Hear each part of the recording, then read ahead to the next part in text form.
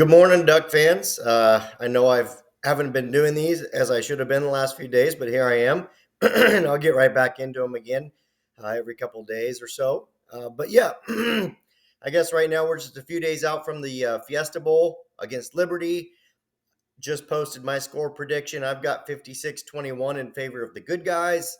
I don't think there are many folks that don't think Oregon will win. It really kind of comes down to score at that point. The Ducks are going to be relatively at full strength. Obviously, not Troy Franklin. Some of the guys won't be playing in this one, but the Ducks will have Bo Nix. The Bucks will have Brandon Dorlus. They'll have some really big pieces out there. It should be a really strong presence from this very good Oregon team this year. I love that they're doing the throwbacks. Second time this year, same uniform, but it's the right call.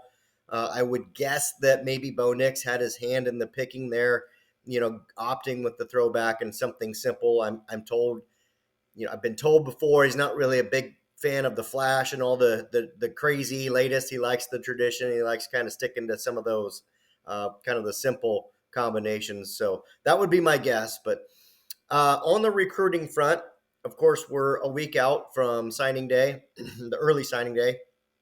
Not a lot going on. You've got the team, down in Phoenix getting ready for the bowl game. You've got guys that are deciding whether they'll go in the NFL or return or transfer. Those are a lot of the things that are going on. Walter Nolan did end up committing to Ole Miss. Big get for Lane Kiffin, who's been active in the transfer portal there. That's the number one guy. That's the guy you want to get. Oregon pushed really hard, but just couldn't get it done, and that happens. Another piece there, Derek Harmon, also a defensive lineman from Michigan State, did visit Oregon, but opted to take his name out of the portal and stick with Michigan State. So at the moment, I think you see Oregon wanting to find a presence on the interior of the defense. It doesn't necessarily need to be somebody the caliber of Walter Nolan. There's a lot of good pieces there, but I think you need an experienced guy, somebody that's, over 300 pounds to kind of anchor that middle. So I don't think there's anybody in the portal right now that Oregon is hot after, at least in that regard. But I do think that there could be, because we'll see another wave of guys jumping into the portal after these bowl games are done.